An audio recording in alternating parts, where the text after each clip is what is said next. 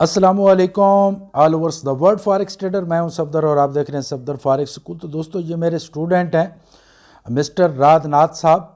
और जो मिस्टर राजनाथ साहब हैं, इन्होंने 1 वीक के अंदर 450% अर्न किया है। 455% इन ए 1 वीक।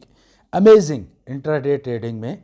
तो ये रनिंग स्नेक ट्रेडिंग मेथड है जिसके अंदर इतनी पावर है कि वीक के अंदर आप इतना भी कर सकते हैं।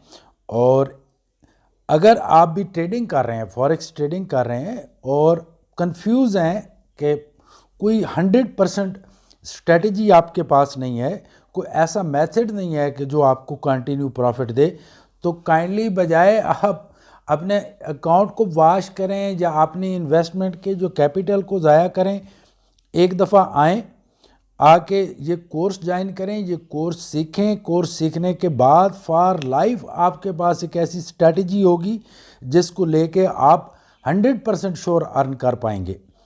तो ये जो लोग कहते थे कि रियल अकाउंट दिखाओ, रियल अकाउंट दिखाओ, अब जितने भी वीडियोस बनेगी वो सब रियल अकाउंट की होंगी, क्योंकि अब जो फर्स्ट बैच शुरू हुआ था उनके एग्ज़ाम के बाद रियल अकाउंट का एग्ज़ाम शुरू हो चुका है। उनको मैंने कहा है कि 100 या 200 या $50 से लेके मुझे डबल करके दिखाओ।